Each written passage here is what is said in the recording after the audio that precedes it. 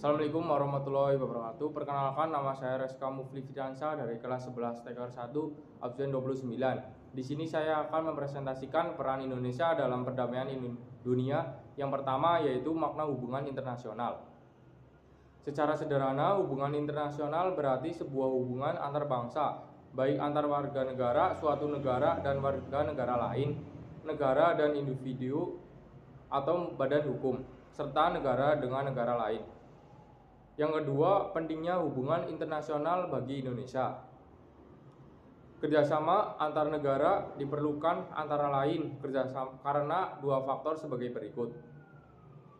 Yang pertama ada faktor internal, yaitu kekhawatiran terancam kelangsungan hidup sebuah negara. Yang kedua ada faktor eksternal, yaitu sebuah negara tidak dapat berdiri sendiri tanpa bantuan dan kerjasama dengan negara lain. Yang ketiga, politik luar negeri Indonesia dalam menjalin hubungan internasional. Selanjutnya ada kebijakan politik luar negeri Indonesia terlepas dari pembukaan Undang-Undang Dasar NRI tahun 1945 pada alinea keempat tentang tujuan negara, yaitu ikut serta dalam perdamaian dunia yang berdasarkan kemerdekaan, perdamaian abadi, dan keadilan sosial.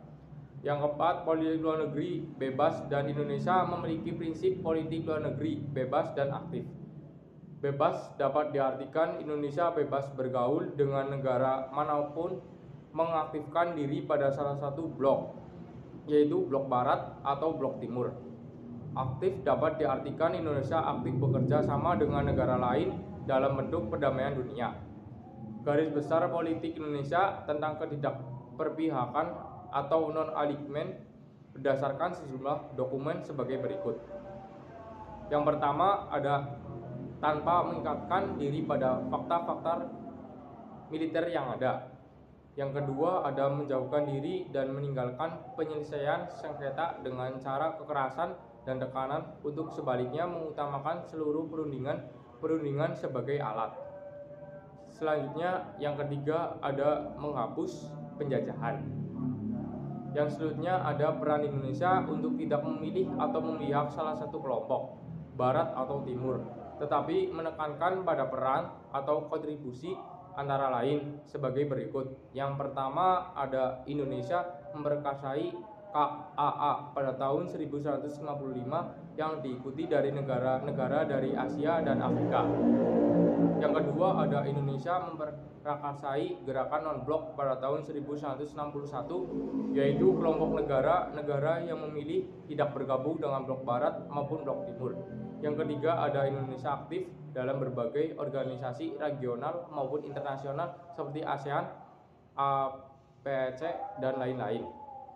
Selanjutnya ada pola hubungan internasional yang dilakukan Indonesia adalah kerjasama bilateral dan kerjasama regional. Kerjasama multilateral berikut kerjasama tersebut. Contohnya kerjasama bilateral. Yang pertama kerjasama bilateral yang dilakukan pemerintahan Indonesia, diantaranya sebagai berikut. Kerjasama Republik Indonesia dengan Vietnam, India, Jepang, Argentina, dan Afrika Selatan. Yang kedua kerjasama regional.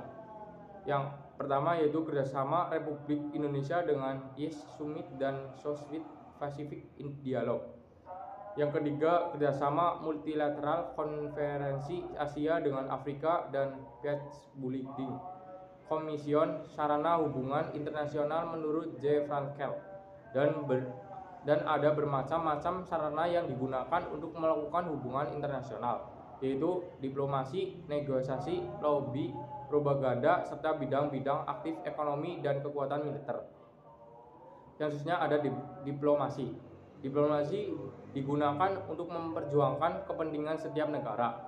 Dalam arti luas, kata diplomasi menunjuk pada seluruh kegiatan untuk melaksanakan politik luar negeri suatu negara dalam hubungannya dengan bangsa dan negara lain. Negosiasi atau perundingan merupakan suatu usaha untuk mengatasi masalah yang dihadapi oleh dua negara tanpa melibatkan pihak ketiga. Beberapa jenis negosiasi adalah perundingan yang diadakan dalam rangka perjanjian multilateral disebut diplomatic konferensi. Selanjutnya ada lobby. Lobby merupakan kegiatan politik yang dimaksudkan untuk mempengaruhi negara tertentu. Tujuannya adalah memastikan bahwa pandangan atau kepentingan suatu negara dapat tersampaikan sehingga kerjasama yang dijalankan dapat terlaksanakan. Selanjutnya ada propaganda.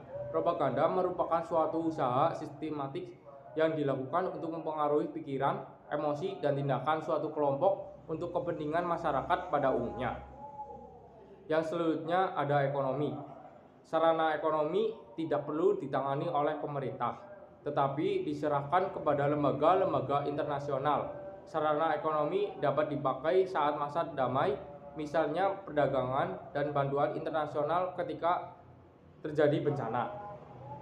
Kekuatan militer, peralatan, dan kekuatan militer dimonopoli oleh pemerintah.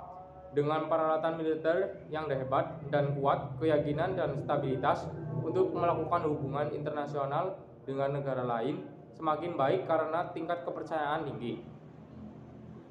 Ya, demikian video mengenai kedudukan perwakilan diplomatik Indonesia.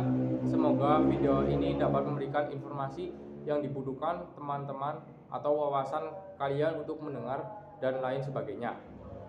Sekiranya cukup sekian video dari saya, kurang lebihnya mohon maaf. Assalamualaikum warahmatullahi wabarakatuh.